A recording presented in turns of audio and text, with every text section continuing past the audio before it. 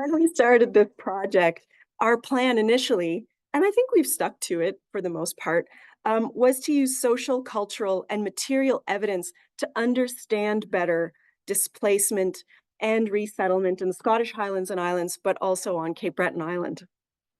We wanted to explore the broader consequences of this transatlantic movement in the late 18th and early to mid 19th centuries within the context of British colonization and empire building. And we wanted to reassess the legacies of migration in this process. Migration is in the news all the time. It is a very live issue, but it has a very long past. And people, certainly I feel, they don't change that much over time. Time changes and places change, but people's reactions to things are pretty similar. They stay the same. But to make our project manageable, we initially decided to focus on Eigg and Cape Breton. We thought that was a really useful comparator. But one of our primary field sites in Cape Breton, Rear Beaver Cove, was actually settled by Barra people. And so we needed to add Barra into the mix. And I'm sorry to be a pain. I can hardly see my notes because the sun has gone down. Is it possible just before we do the slideshow to put on a few, or maybe just a light? Sorry about that.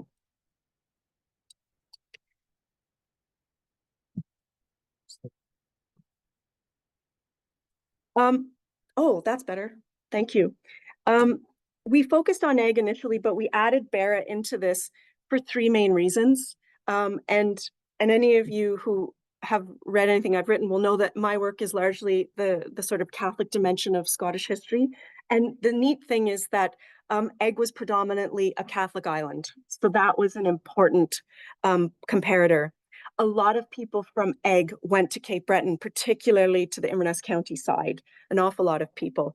And there was also significant archaeological work done by Historic Environment Scotland and Eve Boyle to help us understand that part of the island's past. We picked Cape Breton. Obviously, I have a bias, but it's important for several reasons. The majority of Cape Breton's population in the 19th century was Catholic. Significant Highland migration added to three groups who were already there. The Mi'kmaq people had largely adopted Catholicism within their spiritual understanding of the world. The Acadian French, they were largely Catholic. After the expulsion from the mainland, a lot of people went to Cape Breton. They were Catholic. And then you have Irish who are arriving after the middle of the 18th century, also Catholic. So, but the Scots came in really massive numbers and added to that. Cape Breton also received significant numbers from the Highlands and Islands, either directly from the region itself or indirectly, interestingly enough, via Prince Edward Island, which was also known as Ile Saint-Jean, where people thought they were going to make a good go of it on Prince Edward Island. We would call it PEI. But the landholding system there was too similar to what they had rejected in Scotland. And they knew that if they went next door to Nova Scotia or Cape Breton Island, they could actually get land in their own name and not under a landlord. Another reason is Cape Breton has been very popular among Scottish ethnomusicologists and Gaelic scholars because there are still, our music tradition is very strong still, and there are some Gaelic speakers, original Gaelic speakers left, and significant learners. And I'm looking at Stuart, whose brilliant book just came out with EUP, that talks all about that, the language in Cape Breton, in Nova Scotia. But from my perspective, and I really became aware of this when I moved home, we actually need a lot more work done on Cape Breton, because what tends to happen is Cape Breton gets folded into the story of Nova Scotia.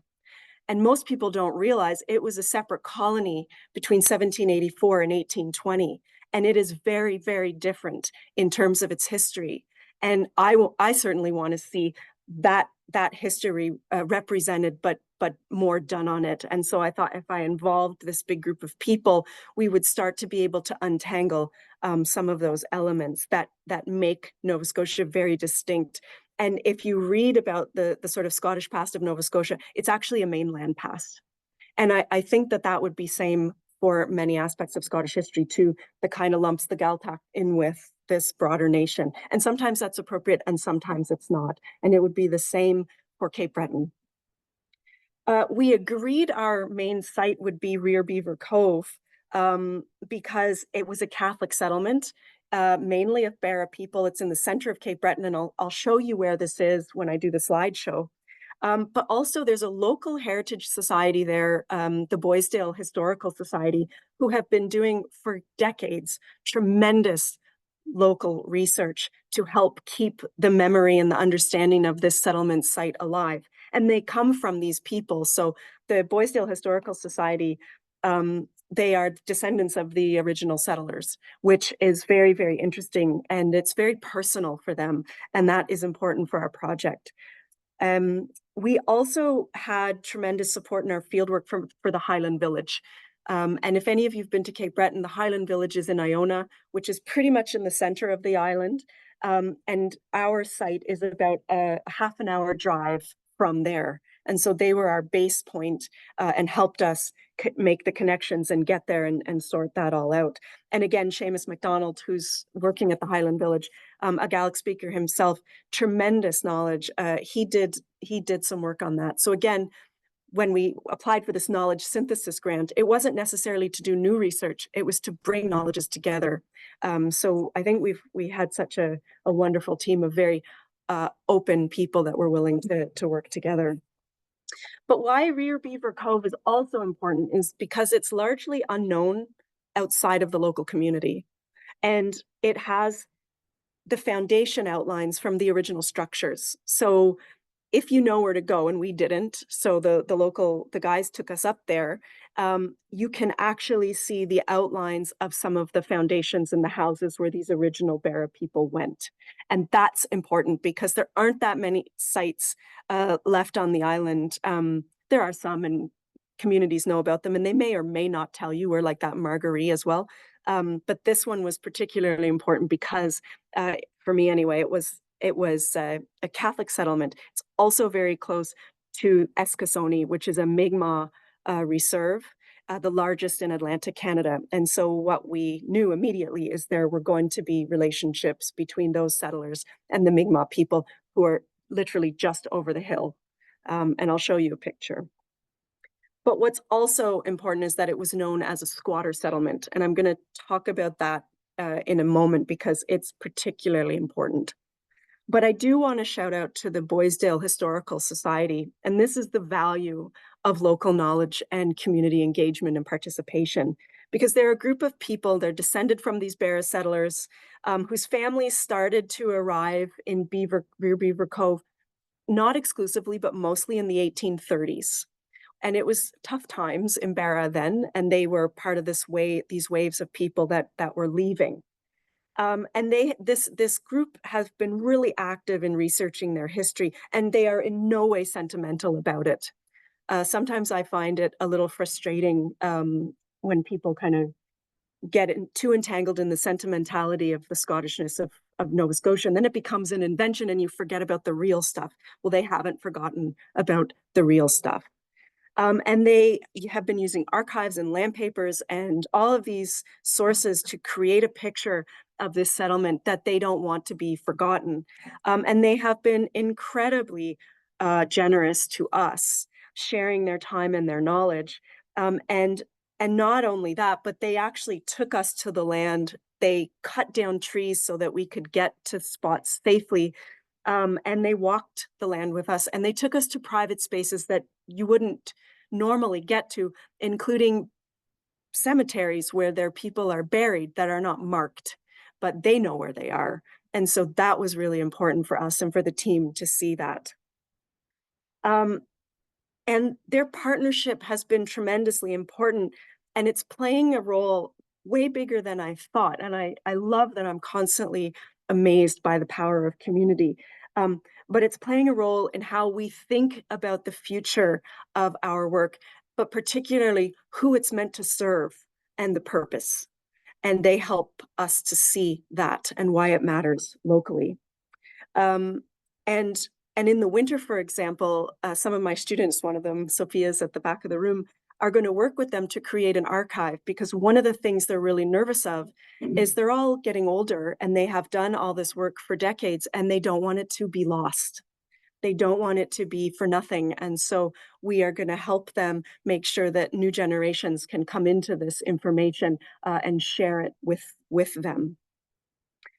And a big help is coming from Canmore, from you here at HES, because we are going to be including images and information about this site on Canmore, which will be one of the few, I think the second that's outside of Scotland, because it's really important to remember that Scotland has physical boundaries, but the people of Scotland do not. And so when they left, Scotland extended with them. And so we're delighted that this will be included in this massive database that can be accessed freely, certainly by my students, but all people who have an interest in what's going on. But I want to thank the Boisdale guys for another reason, and this is really, it's been on my mind a lot, and it's because they really helped me to see the significance of a word, and that word is squatter. And I want to talk about how complex that word actually is, because when they read our research proposal, that was something they took issue with. They didn't like it. And we talked about it, and we had this really fascinating and important conversation about it. And it kept going on in my mind, because all official documents refer to settlements by people who didn't have land title as squatters. And when you say that word, it has very negative connotations, whether you want it to or not.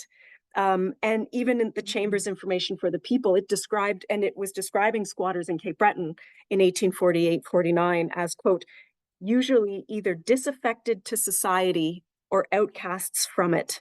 They refused to submit to the laws of civilized government.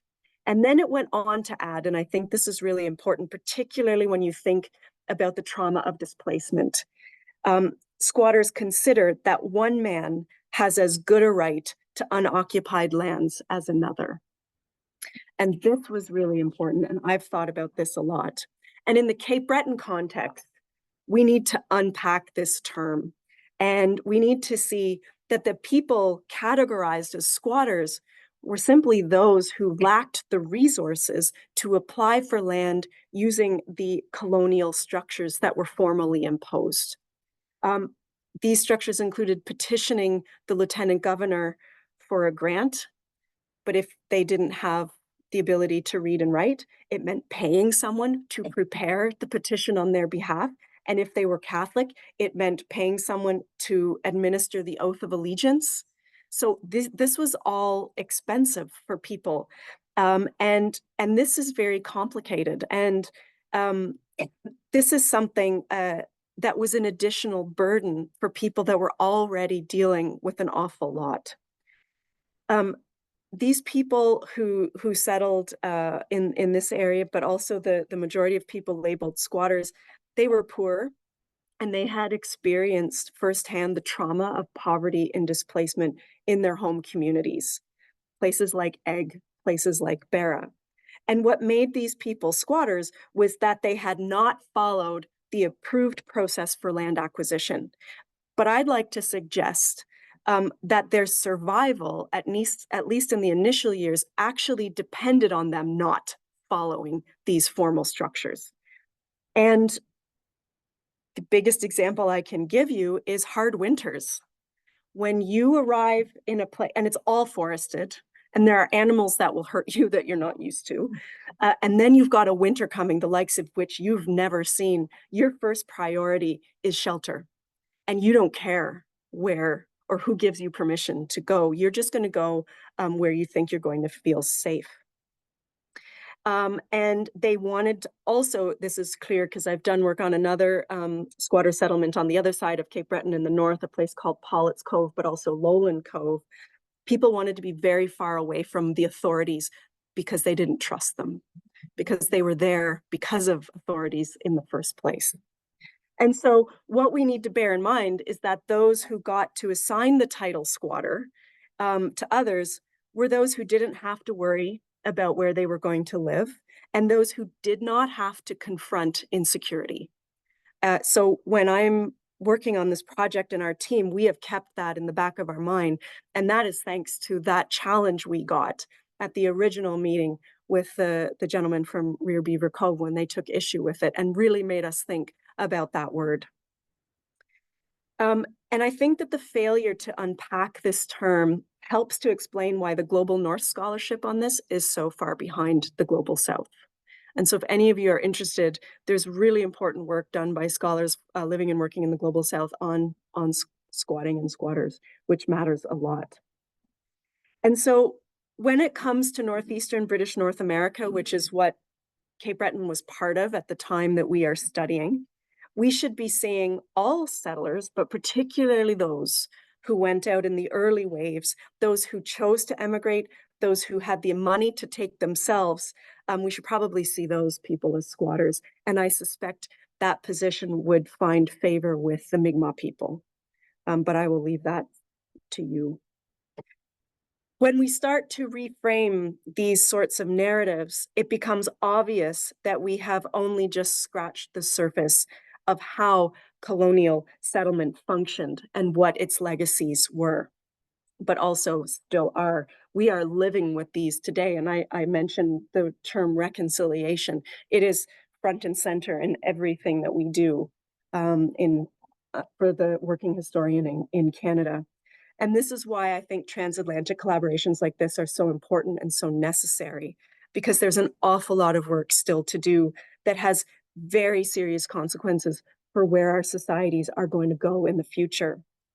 Important policy development is happening at government levels. You all know this. We're dealing with this every day. And this is influencing the questions that we ask as a research community. And if it's not, it should be. The most obvious examples in Canada would be the 2015 recommendations from the Truth and Reconciliation Commission, which there are sections that specifically deal with education, and the Truth and Reconciliation Commission is basically, it was testimony from survivors of the residential schools where Indigenous children were removed from their homes and communities and sent to schools where they were supposed to be assimilated, and the damage has been severe. But the Reconciliation Commission said we have to change the way we educate, change the way we research, make space for Indigenous knowledge, and understand that we've got a whole lot of things wrong. And so that is partly a responsibility of this project. No pressure, but it does matter. It is important, and we just have to keep trying. There are significant aspects of Scotland's relationship with the colonization process that can't be properly identified or understood without researchers and the heritage sector coming together to share knowledge and to rethink our approaches. And our groups focus on the story of the Western Highlands and Islands and Catholicism there, both in its institutional form, but also in patterns of vernacular culture, custom, and belief, I think is elucidating the crucial role that religion played and religious belief played in the displacement of Highlanders and their resettlement in places like Cape Breton. And our project purposely draws upon this under-researched Catholic dimension so that we can construct more critical perspectives on the process of dispossession and resettlement. The challenge is when you're thinking about the British Empire, it's always perceived as a Protestant entity. And what we're trying to do is to say, actually, there were a lot of constituencies that were involved in this process. And when you start to identify those constituencies, you start to understand just how powerful it actually was, which is a very daunting task for trying to think, how do we now deal with the consequences? But with knowledge comes power. And so that's what we are trying to do. The displacement of the Mi'kmaq people through the mass immigration and aggressive land grabbing by Scottish Catholic Highlanders, themselves a displaced population, and a lot of people think it's very strange that those who were displaced, sometimes very aggressively, then went on to displace others.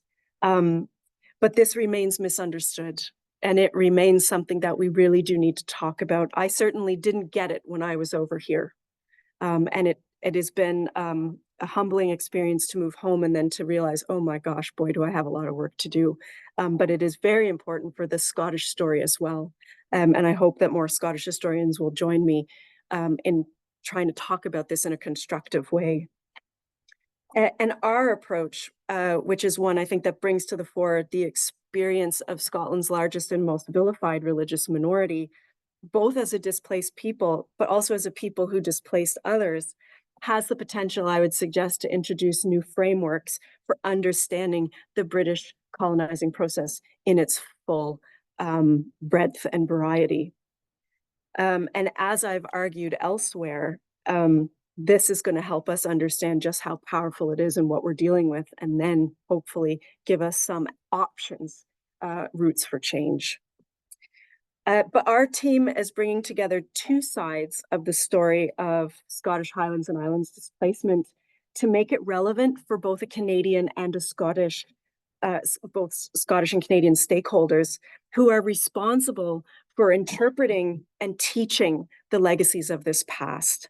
And given the deep seriousness and complexity of the topic, those interested in learning about or teaching it in schools need to have access to reliable and reputable resources that are created through careful collaboration, interrogation, and conversation.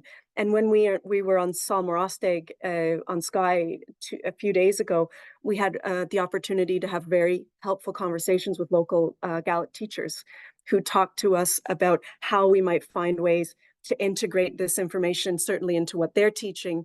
And then next month, in Nova Scotia, we're going to be speaking with teachers there and see whether or not we can find terms that or themes that both can use. And then we will create a learning pack that will be useful on both sides of the Atlantic, translated into Gaelic as well. And we were really careful, and I'm flagging this now, but we were really careful about the kind of outputs that we promised to the funders, because we wanted to make sure that they were deliverable, but they actually would matter in real life. And so we did this in a few ways. The first was, and I think this was entirely appropriate, we did a listening visit to Member 2, which is a Mi'kmaq Heritage Center near industrial Cape Breton near Sydney. And we just went in and we listened to what they had to tell us and the exhibitions that they have, which is how they are communicating their past. It wasn't up to us to talk. It was up to us to look, to read, and to listen. And we were really grateful for that visit. The other components are the Canmore entries that I mentioned. So we're going to have soon, I think, entries where you can go and you can see the stuff from Rear Beaver Cove as an example of settlement beyond Scotland, Scots beyond Scotland. And our resource pack, which is going to be available freely to schools. So we're going to create this PDF that can be shared to anybody who wants it. Because again, if your education system, I suspect it is anything like ours, there's not a lot of money for the creation of new resources. And I think this is where the higher education sector can come in and provide very useful supports in partnership with teachers. I don't know how to talk to younger people, but the teachers will certainly give us feedback to make sure that what we create is usable for them in the classrooms. And so what I want to do now, I'm going to hope this works. I'm going to show you some of the Rear Beaver Cove pictures and just walk you through it. Give me a second while I share my screen. And we did test this, she says.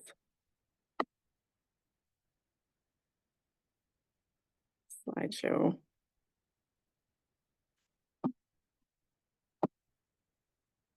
Okay, I hope this is working for all of you online. And if I could just move this a little bit.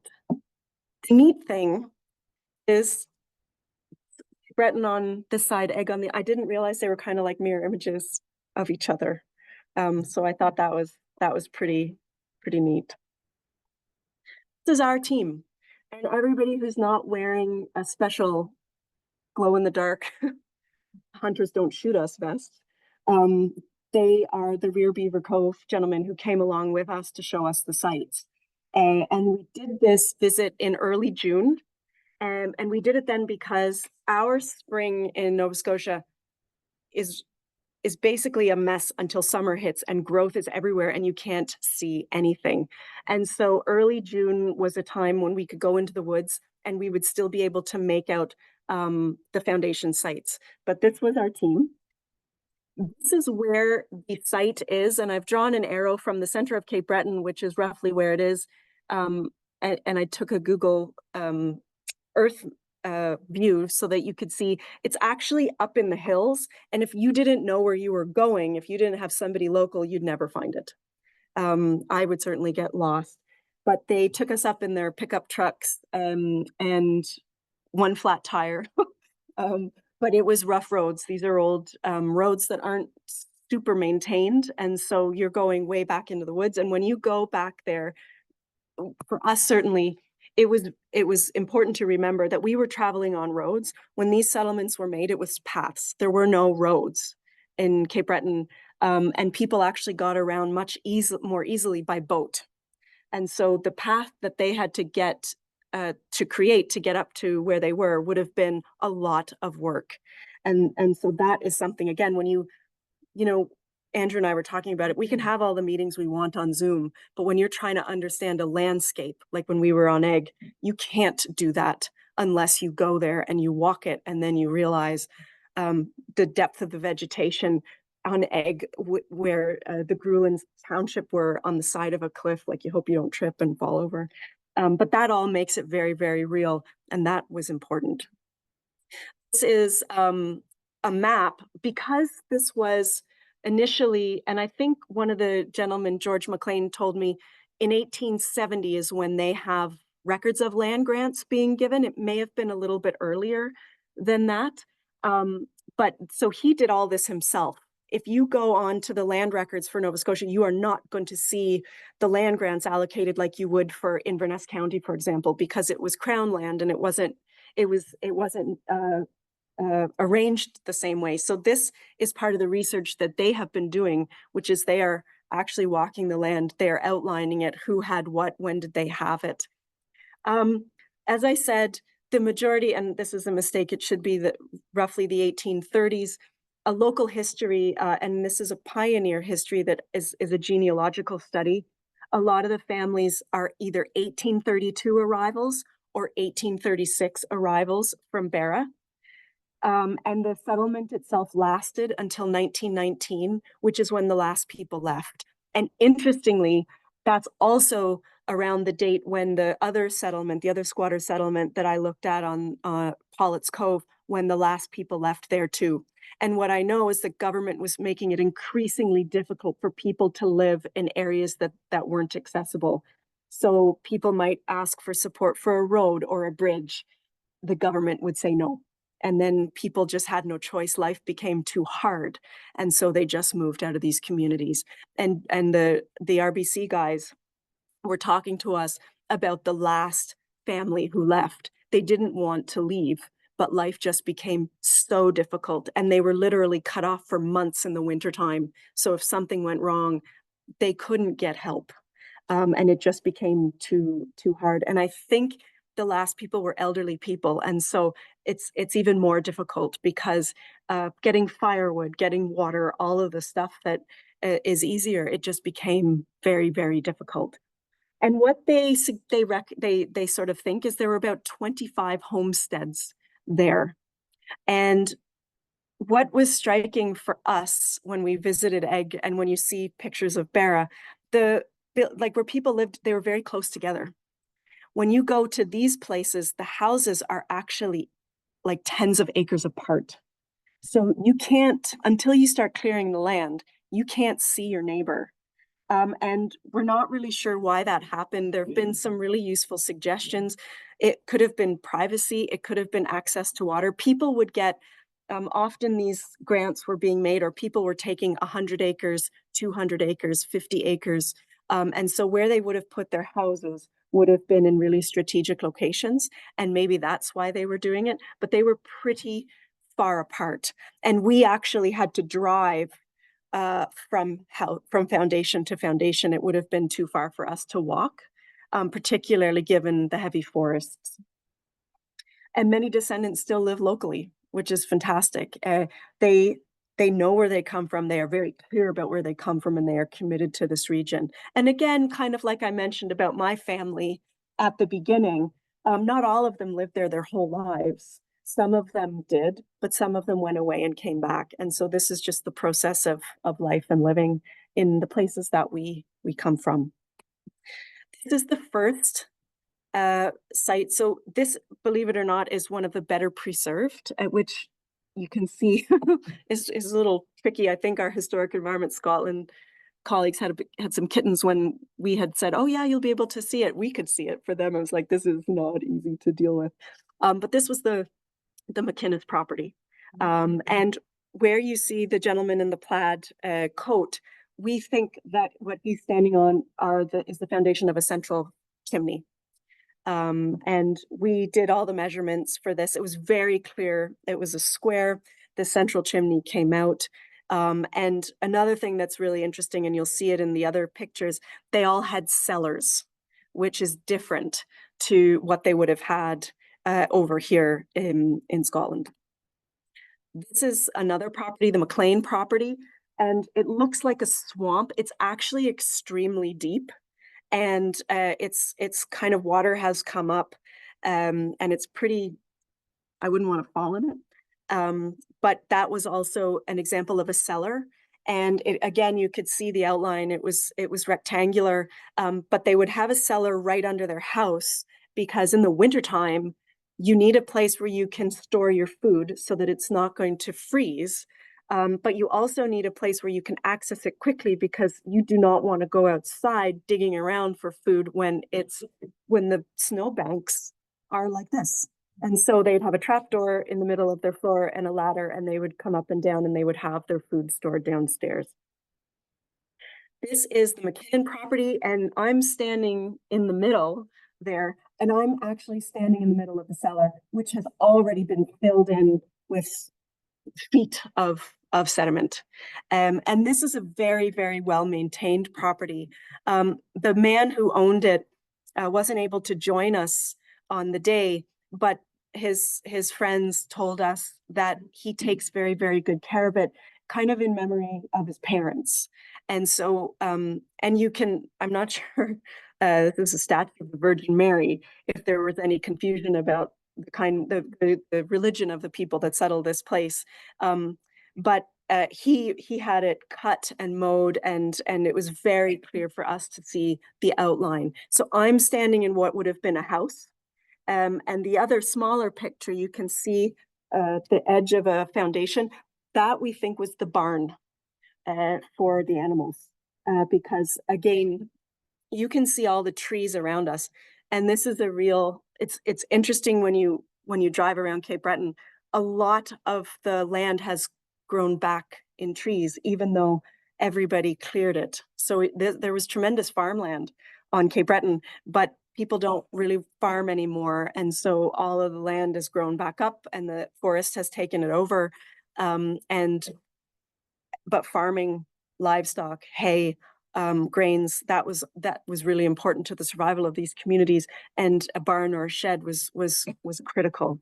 But these were the places that we went to. This was the kind of landscape that we were visiting in Cape Breton. Certainly the first I'd ever seen it. I'd seen some places like this.